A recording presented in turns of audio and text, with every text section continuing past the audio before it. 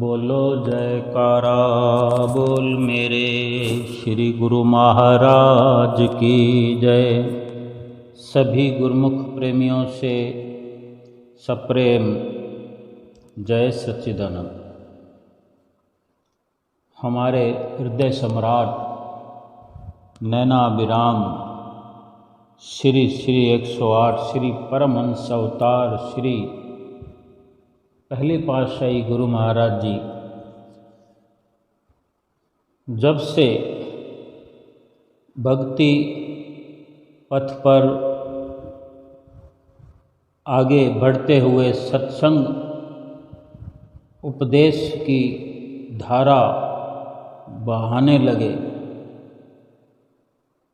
और निरंतर इस प्रकार की धारा भक्ति की बहाते रहे, हम जीवों के कल्याण के लिए उनमें से बहुत सारे ऐसे प्रवचन हैं जो हम सुनते रहे हैं समय समय पर, और श्री आनंद संदेश में भी जिनका वर्णन होता रहता है, श्री अमर सत्य संदेश में भी श्री पहले पातशाही गुरु महाराज जी के वचन वर्णन होकर आते हैं, जो कि कुटिया पर आश्रम पर सत्संग भवनों में बैठकर भी हम सुनते रहते हैं। श्री दरबार के श्री अमर ज्योति ग्रंथ में तो श्री परमहंसों के हर समय के शुरू से लेकर आज तक के वचन भरे पड़े हैं। पूरा ग्रंथ भरा पड़ा है वचनों से, प्रवचनों से। कुछ उन्हीं प्रवचनों में से ही इस प्रकार वचन हैं कि श्री गुरु महाराज जी ने फरमाया कि मनुष्य का मन ऐसी प्रकृति का बना हुआ है कि जिस पर प्रत्येक प्रकार का भाव छप जाता है, जिसको संस्कार कहते हैं। हम नित्य प्रति सरल साधारण भाषा में भी सुनते रहते हैं कि ये संस्कारों की बात है, ये पिछले जन्मों के संस्कार होते हैं, तब इस प्रकार से ऐसा अवसर मिलता है, ऐसा सुनहरा अवसर मिलता है, इस प्रकार सेवा मिलती है, इस प्रकार के संस्कार होते हैं, तो ये दुर्लभ मौका मिलता है। बार बार संस्कारों की हम जो सुनते रहते हैं सत्संग के अंदर, तो श्री गुरु महाराज जी के वचनों में ये जिक्र आता है कि जो मन है मनुष्य का, वो कुछ इस प्रकार का बना हुआ है, ऐसी प्रकृति से बना हुआ है कि मन पर जिस प्रकार का भी भाव अंकित हो जाए, छप जाए, मन जिस भी कार्य में लग जाए, जिससे मिल जाए, जिसको देख ले, वो संस्कार बनकर मन पर अंकित हो जाते हैं। वो जो भाव अंकित हो जाते हैं, उन्हीं को संस्कार कहते हैं। मन की ऐसी अवस्था है कि ये मन जो है निंदा, चुगली, बुराई तथा अपनी प्रशंसा की बातों को ध्यान से सुनता है, और यही बातें विचार का रूप धारण कर लेती है, और विचार ही संस्कार बनते हैं। जिस प्रकार घर की सफाई करने में तो अधिक समय लगता है, परंतु कूड़ा करकट बिखेरते हुए उस वक़्त कोई देर नहीं लगती। जैसे कि पानी को ले लो, पानी की बात करें अगर, ये कोई न समझने वाली मुश्किल बात नहीं है। ये हम अपने घर में ही रोज़मर्रा के वातावरण से भी जान सकते हैं, समझ सकते हैं। और इस प्रकार से अगर अपने मन को समझने में लगाएंगे तो ये भाव भी मन पर अंकित हो जाएंगे इस समझ वाले, फिर इस प्रकार के संस्कार बन जाएंगे। ये संस्कार शुद्ध साफ सुथरे संस्कार बनकर अंकित होंगे और फिर यही संस्कार जब फलीभूत होते हैं तो कितना बड़ा लाभ होता है। पानी की बात करते हैं कि पानी के अंदर किसी कारणवश कूड़ा करकट डाल दिया जाए, या यूँ समझें कि जहाँ से पानी आता है हमारे घर में नित्य प्रति, वो पानी सीधे सीधे इसी प्रकार थोड़ी प्राप्त होता है। पानी पहले कितना गंदला होता है, मैला होता है, फिर इसको किस प्रकार बड़े बड़े प्लांट होते हैं इसको फिल्टर करने के, साफ़ सुथरा करने के, फिर ये साफ़ सुथरा होकर के जहाँ स्टोर किया होता है वहाँ पर भी कई प्रकार के आधुनिक यंत्र लगे होते हैं। फिर उसके बाद हमारे घर में आता है, और फिर उसके बाद भी हमारे घर में भी अगर और इसकी शुद्धता चाहते हैं तो अपने अपने तरीके से हम इसको और शुद्ध करते हैं। नहीं तो कम से कम साफ पानी जब नल से आता है तो इसको छलनी लगा करके भरते हैं, ताकि कोई किसी प्रकार के जितना हो सके साफ़ सुथरा हमें पानी सुलभ हो सके, ये प्रयास करते हैं। लेकिन समझना ये है कि इसको फिर से गंदा करना हो तो कितनी देर लगेगी, और साफ़ करना हो तो कई गुना समय लग जाएगा। फिर यंत्रों की ज़रूरत पड़ेगी, हथियारों की ज़रूरत पड़ेगी, मशीनों की ज़रूरत पड़ेगी। लेकिन गंदा करने के लिए कोई मुश्किल नहीं है। एक हाथ में एक मुट्ठी मिट्टी उठा लें, कंकड़ उठा लें और इसके अंदर मिला दें, तुरंत गंदा हो जाएगा, लेकिन तुरंत साफ नहीं हो सकता। संत महापुरुष हमें कितने तरकीब से समझाते हैं। इसी प्रकार कूड़ा करकट बिखेरते हुए देर नहीं लगती, उसको फिर इकट्ठा करते हुए, साफ करते हुए बहुत समय लगता है। इस प्रकार मन को सत्पुरुषों की संगति तथा सद्गुरु के बताए हुए उपदेश सुरत शब्द योग से साफ किया जा सकता है।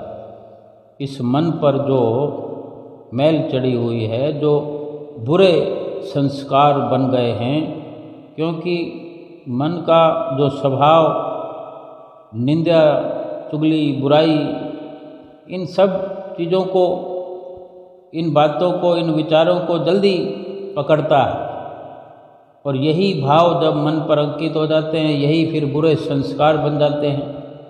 जिस प्रकार फिर हम ऐसे कहते भी हैं बोलचाल की भाषा में कि ये शुभ संस्कारों का परिणाम है, उत्तम संस्कारों का ये फल है कि ये हमारे लिए सुंदर संजोग बना। और जब जब मुसीबतें आती हैं तो कोई बुरा संस्कार खुल गया, कोई बुरे हमारे इस प्रकार प्रारब्ध का कोई हिस्सा हमारे सामने आ गया, जो इतना दुख उठाना पड़ा, इतनी परेशानी का सामना करना पड़ा। तो संतों महापुरुषों का जो हमारे लिए विशेष तौर पर फरमान होता है, केवल एक ही तरफ हमें ले जाना चाहते हैं कि मन पर जो है बहुत ही गंदा और बुरे विचारों से भरा हुआ बोझिल मन जब सतगुरु के बताए हुए उपदेश जो सुरत शब्द योग है उसके द्वारा मन साफ किया जा सकता है। फिर यह मन मायावी संस्कारों से विमुक्त हो जाएगा, साफ सुथरा हो जाएगा और फिर आत्मा के आनंद को तभी प्राप्त करेगा। परंतु यदि इसे इधर उधर के विचारों में उलझा दिया तो फिर ये बुरे विचार संस्कार रूपी बीज बन जाएंगे, जिनमें से उसी प्रकार के फिर वृक्ष पैदा हो जाएंगे उन बीजों से, और फिर वैसे ही विषैले फल लगेंगे। इसलिए संत महापुरुष उपदेश देते हैं, अगर मन को साफ सुथरा करना हो, फरमाते हैं कि आँख कान मुँह ढाँप के नाम निरंजन ले, भीतर के पट तब खुले जब बाहर के पट दे। आँखें, कान और मुँह ये तीनों प्रधान ज्ञान इंद्रियां हैं। इन तीनों ज्ञान इंद्रियों से भले और बुरे विचार हमारे अंदर दाखिल हो जाते हैं। आँखों को बंद करना सहज समाधि का इशारा है और कानों को बंद करना अनाहत ध्वनि और मुंह बंद करना अजप्पा जाप का संकेत है। आँखों से किसी बुरी ओर ना देखो। जिस वस्तु को आँख देखती है उसका प्रभाव सीधा मन पर पड़ता है, और इस प्रकार जब किसी बुरी और आँख देखती है, किसी बुराई को अपने अंदर दाखिल कर लेती है, फिर मन पर बुरा प्रभाव पड़ता है, फिर वो विचार रूप धारण करके फिर वो संस्कार बन जाते हैं। तभी संत महापुरुष फरमाते हैं कि हर समय अपने मालिक इष्ट देव सतगुरु का ध्यान करो, ताकि अंतर्मानस में कोई और बसे ही नहीं और किसी को दाखिल होने ही ना दो। क्योंकि सतगुरु का अगर ध्यान लगा रहेगा तो सतगुरु ही अंदर, सतगुरु के दर्शन दीदार के भाव मन पर अंकित हो जाएंगे और सतगुरु के दर्शनों के ही संस्कार भीतर में प्रवेश बने रहेंगे। संस्कार इस प्रकार बन जाएंगे, सतगुरु का ही ध्यान लगा रहे, ताकि सुरती जो है हमारी, ध्यान जो हमारा है एकाग्र, सुरती एकाग्र रहकर लगातार शब्द में जुड़ी रहे। कानों के द्वारा ऐसी बातों को सुनो ही मत जिससे कि दिल में बुरे विचार पैदा हों। ये सुनने का रस, सुनने का चस्का ऐसा है कि दूर से भी कोई निंदा चुगली या अपनी प्रशंसा की बात हो रही हो, हमारी कोई निंदा कर रहा हो, कोई हमारी चुगली कर रहा हो या हमारी तारीफ कर रहा हो, ये बड़ी सरलता से हम सुन पाते हैं। क्योंकि इंसान के अंदर कुछ इस प्रकार की मन की ताकत बनी हुई है, शक्ति बनी हुई है कि ये इस प्रकार की बातों से जल्दी जुड़ता है, जल्दी धारण करता है, उनको अपने अंदर भी दाखिल कर लेता है।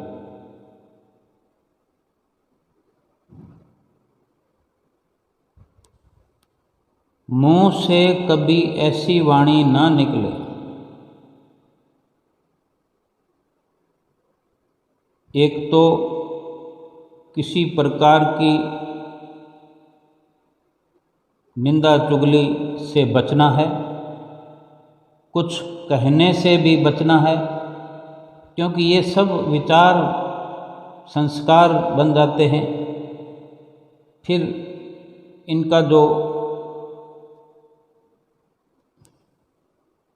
असर है, इनका जो नतीजा होता है वो इतना घातक होता है कि फिर जीव को पछताना पड़ता है, दुख उठाना पड़ता है।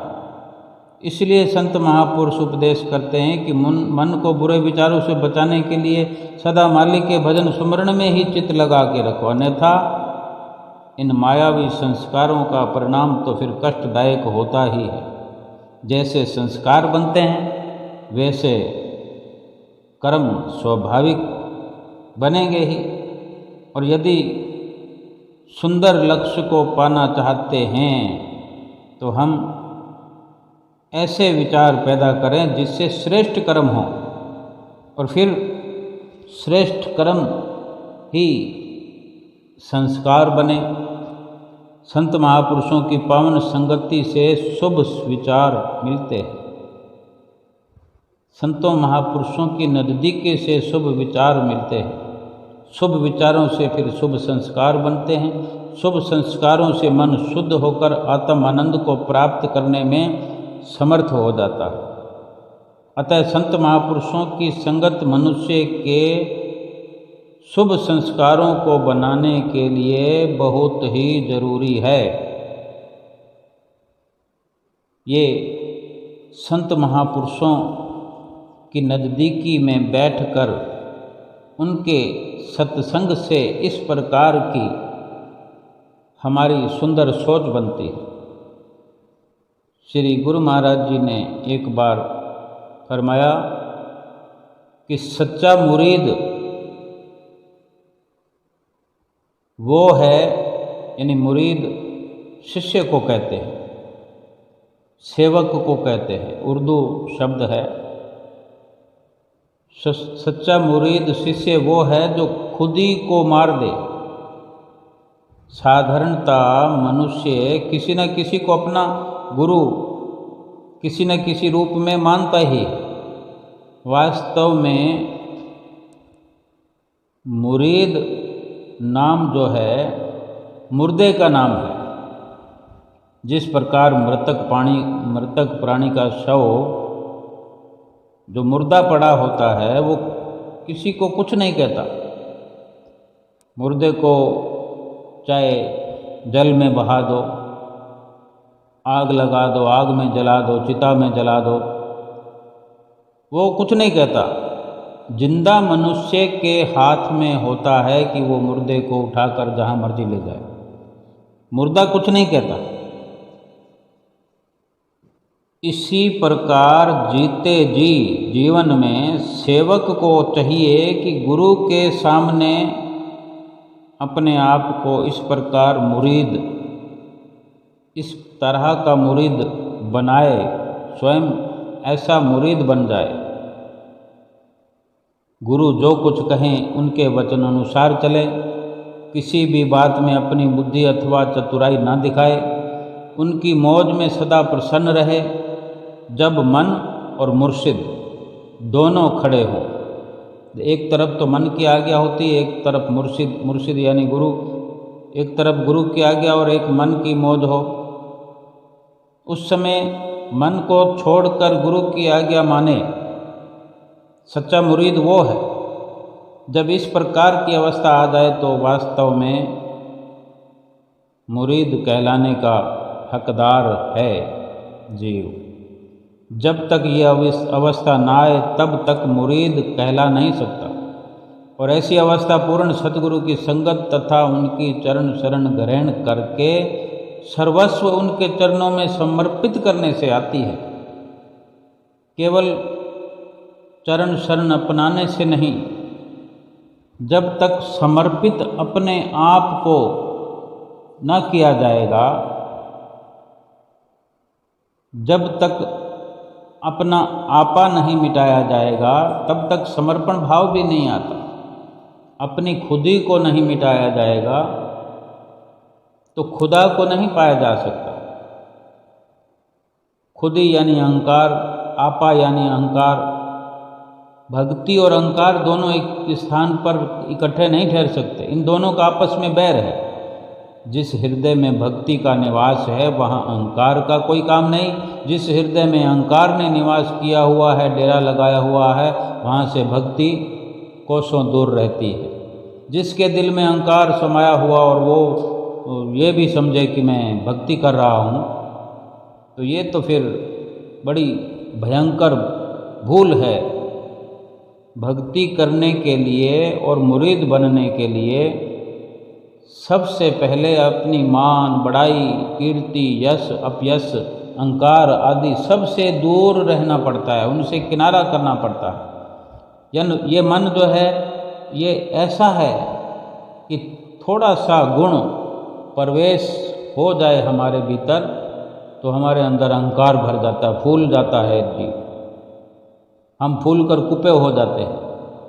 परंतु अहंकार का डंक इतना भयानक है जैसे किसी भरे हुए दूध के बर्तन में थोड़ी सी खटाई का छींटा पड़ जाए या अमृत के बर्तन में थोड़ा सा जहर का छींटा पड़ जाए, पूरी की पूरी परिस्थिति सर्वथा बदल जाती है, यानी उलट हो जाता है। दूध भी जहर बन जाता है, अमृत भी जहर बन जाता है। ऐसे ही अहंकार के आने से भक्ति का रूप ही बदल जाता है, यानी अहंकार भक्ति की कमाई कोई खा जाता है। चाहे कितनी भक्ति हो, अहंकार का प्रवेश होने पर भक्ति नष्ट हो जाती है। संत चरणदास जी ने अपने सुंदर वचनों में बड़ी सुंदरता हमारे लिए दर्शाई है कि चरणदास यों कहत है, सुनियो संत सुजान, मुक्ति मूल अधीनता, नरक मूल अभिमान। कि नम्रता से मुक्ति मिलती है, इसलिए मुरीद बनने के लिए नम्रता का गुण आवश्यक है। अभिमान तो पतन की ओर, विनाश की ओर ले जाने वाला है, और जब तक अहंकार की भावना विद्यमान है भीतर में, तब तक मुरीद हम नहीं कहला सकते। इसीलिए तो गुरु भक्ति को श्रेष्ठता दी जाती है, क्योंकि अन्य साधन जो दूसरे अपनी मन मर्जी से इंसान करता है, जप करता है, तप करता है, संयम, व्रत आदि, ये सब मनमति के अनुसार करने से स्वाभाविक ही अहंकार आता है, और अहंकार के आने से किए गए जप तप आदि का फल नष्ट होने लगता है। इधर करते रहो, इधर नष्ट होता रहेगा। गुरु भक्ति में मन को साधना है और मनमति का त्याग करना है। किसी भी कार्य में अपने मन के ख्याल पैदा ना करें कि ऐसा क्यों हो रहा है, फिर सब प्रकार से अपने आप को मिटाने का प्रयास करें, मिटा दें, तभी पूर्ण शिष्य अथवा मुरीद कहला सकता है जीव। और ये तभी हो सकता है जब समय के संत सतपुरुषों की संगति प्राप्त हो। संत दादू दयाल जी भी कथन करते हैं, दादू आपा जब लगे, तब लग दूजा होए, जब ये आपा मिट गया, तब दूजा नहीं को। कि जब तक खुदी है तब तक परमात्मा का स्वरूप भिन्न रूप नजर आता है। जब अहंकार मिट गया, खुदी मिट गई, तो आत्मा और परमात्मा एक ही स्वरूप दिखाई देने लगता है। विचार हमको करना पड़ेगा कि क्या आत्मा और परमात्मा एक ही रूप दिखाई दे सकता है? लेकिन ये तो सच्चाई है कि आत्मा और परमात्मा एक ही तो हैं। आत्मा परमात्मा का अंश ही तो है। अगर दो नजर आते हैं तो बीच में अहंकार की दीवार है। जो अहंकार है ये भारी दुश्मन है। इसलिए जो भी इसका त्याग कर दे, विषय वासनाओं से खाली हो जाए, गुरु की सेवा तन मन धन से करे, गुरु के वचनों पर पूर्ण श्रद्धा और विश्वास रखे, वही सच्चा मुरीद, वही सच्चा शिष्य है, वही भगत है, वही सेवक है।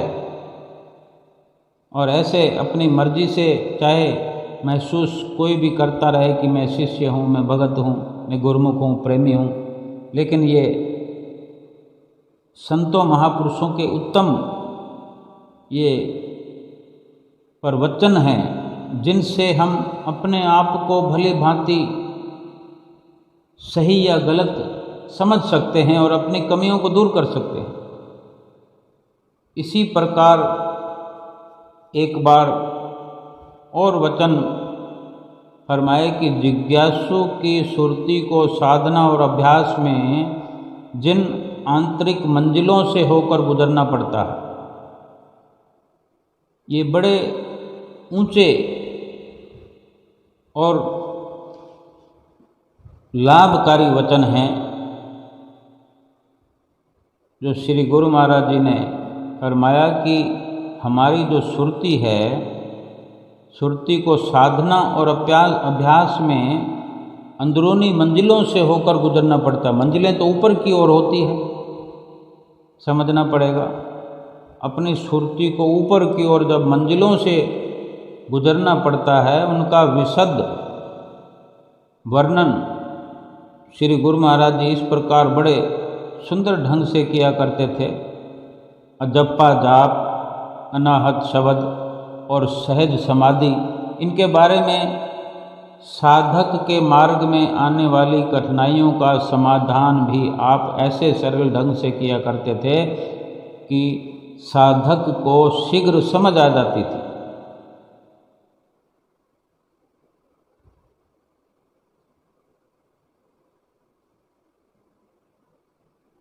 पिंड देश में चक्र वेदन कैसे किया जाए और ब्रह्मांड में सुरति किस प्रकार निवास करती है, इस बारे में आप फरमाते थे कि स्थूल शरीर में मन, बुद्धि और चित्त ये अंश हैं और जो पृथ्वी है ये शरीर है, देह है। प्रथम सुरति की धारा पिंड देश से चलती है। पिंड देश से यानी आँखों के नीचे जो हमारा ये धड़ है, ये पिंड देश है। सुरति पिंड देश से चलती है ऊपर की ओर, फिर कई कठिनाइयों को पार करते हुए ब्रह्मांड में पहुंचती है। यानी दोनों आईब्रोज के ऊपर जब सुरति निकल पाती है तो ब्रह्मांड में पहुंचना कहलाता है। नाभि से हृदय से, यानी नाभि से हृदय तक, हृदय से कंठ, कंठ से फिर ललाट,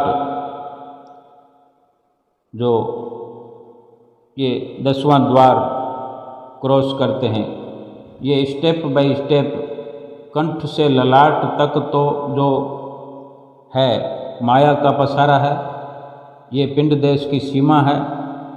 इससे आगे भ्रुकुटी के बीच में जो लोक है, इसे सहस्त्रदल कमल कहते हैं। यहाँ से ब्रह्मांड की मंजिलें आरंभ होती है, जो संत महापुरुषों की चरण शरण ग्रहण कर उनकी कृपा से पार की जा सकती है। आपने इसके आगे 10वें द्वार का पूर्ण रहस्य बताया, जो केवल समय के संत सत्पुरुषों की चरण शरण में जाने से ही इसको जाना जा सकता है, क्योंकि लिखने से तो वो केवल वाचक ज्ञान बनकर रह जाता है। पुस्तकीय ज्ञान से भक्ति की अंदरूनी मंजिलों को पार करना असंभव है। चाहे सुनते रहें, सुनाते रहें, इससे सफलता नहीं मिलती। इसी आंतरिक मार्ग को पार करने के लिए परम संत श्री कबीर साहब जी उपदेश करते हैं, फरमाते हैं,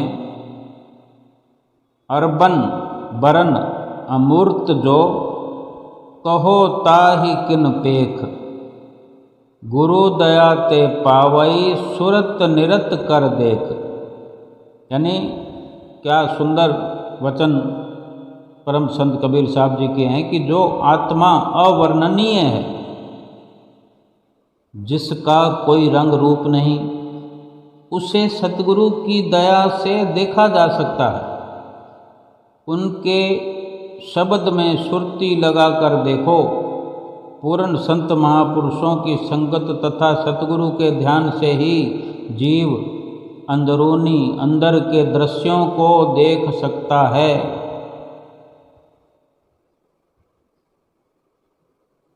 जो प्राणी मन को ध्यान में जोड़ देता है वही मालिक को प्राप्त कर सकता है। प्रभु को प्राप्त करने के अभिलाषी इस साधन से मन को इष्ट देव के साथ जोड़, जैसे पतंगा दीपक पर जल मरता है, अपनी प्रीति को दृढ़ करता है, उसके दीपक की ज्योति सहन नहीं हो सकती। पतंगे से दीपक की ज्योति सहन नहीं होती, वो ज्योति अत्यधिक प्रकाशमयी होती है। तो पतंगा भी उसी ज्योति में जलकर ज्योतिर्मय हो जाता है। यानी इतना सहनशील बनना और इतने दर्जे तक की कुर्बानी। पनघट पर पानी भरने वाली पनहारिनें कुएं पर पानी लेने के लिए सिर पर गागर उठाकर ले जाती हैं। लौटते हुए सिर पर भरी हुई गागर उठाती हैं। रास्ते में सखियों के संग बातें भी करती हैं, परंतु उसकी सुरती उस गागर में ही होती है। पानी छलक ना जाए इसी बात में ध्यान टिका होता है और चलते हुए इधर उधर डोलते हुए, लहराते हुए, बातें करते हुए, बतियाते हुए, लेकिन पानी निकलता नहीं, पानी गिरता नहीं। गागर भी न डोलती है न पानी गिराती है। और इसी प्रकार नट अपनी कला दिखाने के लिए रस्सी पर चढ़कर अपना ढोल बजाता है, उसका ख्याल ढोल की सुर में होता है। इसी प्रकार ही साधु जन, संत जन, सेवक जन, भगत जन अपने ध्यान का केंद्र श्री सद्गुरु के उपदेश को बनाकर अपनी सुरती को शब्द में लीन कर अपने लक्ष्य को प्राप्त करते हैं। संत सतगुरु उपदेश देते हैं कि एकाग्रता ही प्रत्येक काम की सफलता है। जिस काम को एकाग्र चित्त होकर किया जाए वो कठिन से कठिन कार्य भी सरल बन जाता है। ऐसे ही प्रभु प्राप्ति में यदि मन को संसारिक भोग ऐश्वर्यों से हटाकर, निंदा चुगली से हटाकर, बेफिजूल बातों से हटाकर और एकाग्र करके भजन ध्यान में लगाया जाए तो अपने लक्ष्य की प्राप्ति हो सकती है। मन को एकाग्र करने के लिए तथा ईश्वर प्राप्ति के लिए आप 4 साधन बतलाया करते थे। पहला अभ्यास, दूसरा विचार, तीसरा ध्यान, चौथा समाधि। फकीरों के कलाम में इसे जिक्र, फिक्र, मराकबा और फना कहा गया है। फना के बाद बका है जिसे जीवन मुक्ति भी कहते हैं। ठीक से इन 4 साधनों को समझें कि अभ्यास का अर्थ यही है कि किसी कार्य को नियम पूर्वक सदा करना, अर्थात चित्त वृत्तियों को एकाग्र करने के लिए हर समय अपने मन पर ध्यान रखना।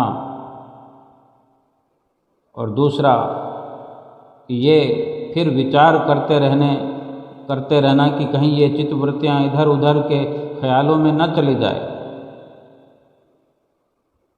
और सुरती को शब्द में लीन करते हुए समाधि अवस्था तक पहुँचना ही ये परम लक्ष्य है।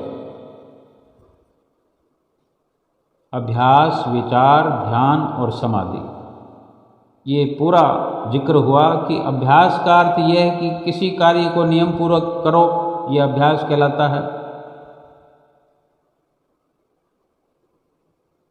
और विचार के मायने ये दूसरा जो साधन है कि विचार ये करते रहना है। विचार ये होना चाहिए कि अपनी चित्तवृत्तियाँ टिकी रहे वास्तविकता पर, इधर उधर के ख्यालों में न चली जाए। सुरती, ध्यान यानी सुरती को शब्द में लीन करते हुए फिर समाधि तक पहुंचना। बस ये 4 साधन और यही परम लक्ष्य तक पहुँचाने में मददगार है। इसी प्रकार प्रभु प्राप्ति के अभिलाषी जिज्ञासुजन इन 4 साधनों को ध्यान में रखते हुए अपनी चित्त वृत्तियों को माया की ओर से समेटते हैं, भक्ति की ओर लगाते हैं तथा अपने ध्यान का केंद्र सतगुरु के शब्द को बनाते हैं। सतगुरु के वचन ही उनकी पूंजी बन जाते हैं। अपने जीवन को सतगुरु के उपदेश अनुसार बनाकर लक्ष्य की प्राप्ति का मार्ग सरल बनाते हैं और लक्ष्य को प्राप्त करते हैं। किसी भी छोटे से छोटे लक्ष्य को प्राप्त करने के लिए भी इन साधनों की जरूरत पड़ती है और हम अपनाते हैं। सांसारिक जीवन में इन्हीं साधनों को अपनाते हैं। रोज़मर्रा की ज़िंदगी में अगर स्कूल में पढ़ाई करते हैं तो क्या अभ्यास नहीं करते? नित्य प्रति करते हैं। जो पढ़ने वाला है विद्यार्थी, अपने लक्ष्य पर पहुंचने वाला विद्यार्थी है, लक्ष्य को हासिल करना चाहता है, वो नित्य प्रति इस प्रकार का अभ्यास करता है, विचार भी करता है, बार बार अपने आप को परखने की कोशिश करता है कि कहीं डावाडोल तो नहीं हो रहा। और तीसरा, ध्यान जो उसका है, सुरती है, वो हर वक्त अपने लक्ष्य की ओर लगी हुई समाधि तक पहुंचता है, यानी लक्ष्य, परम लक्ष्य तक पहुंचता है। वो अंजाम पर पहुंच ही जाता है इस प्रकार अभ्यास से। लेकिन यही सब जब भक्ति का लक्ष्य हमारा हो जाता है, जब हमारा भक्ति करने का मन के अंदर इरादा बनता है, हमारी सोच बनती है, हमारा नज़रिया भक्ति वाला होता है, वो संसार के जो लक्ष्य हैं वो संसारिक स्तर पर काम आते हैं, संसार के लिए ज़रूरत है। लेकिन भजन भक्ति ये जीवात्मा के लिए लक्ष्य है। इनमें भी वही साधन काम आएंगे कि ध्यान भी करना पड़ेगा, विचार भी करना पड़ेगा, अभ्यास भी करना पड़ेगा। क्योंकि संतों महापुरुषों से जो नाम मिला हुआ है, सतगुरु से मिले हुए नाम पर हमको ये चारों साधन अपनाने पड़ेंगे। नित्य प्रति अभ्यास करना पड़ेगा, ध्यान का केंद्र सतगुरु के दर्शन में ध्यान लगा रहे, अभ्यास नित्य प्रति होता रहे और ये विचार हर वक्त होते रहना चाहिए भीतर में कि कहीं ध्यान भटक रहा हो, कहीं सुरती भटक रही हो। और इसी प्रकार अपने ध्यान को पुख्ता करते हुए अपने लक्ष्य तक, समाधि तक भली भांति पहुंचा जा सकता है। और इन्हीं साधनों को अपनाते हुए परम लक्ष्य की प्राप्ति की जाती है। और करना चाहिए ये अपने मर्जी से, चाहे जितना कोई करता रहे, लेकिन जब सतगुरु की शरण हासिल हो जाए, जब उनसे नाम की बख्शिश हो जाए, जब उनके चरणों का दासत्व मिल जाए, फिर मुश्किलें तो स्वमेव दूर होने को खुद तैयार हो जाती है, इतनी आसानी हो जाती है। फिर केवल थोड़ा सा दृढ़ निश्चय ही करने से, थोड़ा सा लगन बढ़ाने से और थोड़ा इस प्रकार संयम रखते हुए इस प्रकार के साधन अपनाने से ही भली भांति काम बन जाता है। जब इतनी सतगुरु की कृपा हो जाए या इतने हमारे संस्कार फलीभूत होने को आ गए हैं, फलीभूत हो गए हैं कि सतगुरु की चरण शरण मिलना कोई हल्की बात नहीं है, बड़े सौभाग्यों की बात है, संस्कारों की बात है। लेकिन उन्हीं संस्कारों की मदद से और इस जीवन के अंदर जो लक्ष्य हमारा है उसकी प्राप्ति के लिए अपने संस्कारों को और बढ़ाना, संस्कारों को आगे से आगे बढ़ा करके इस प्रकार निष्काम भक्ति को प्राप्त करते हुए अपने जीवन को सफल बनाना है और सतगुरु की प्रसन्नता को प्राप्त करना है।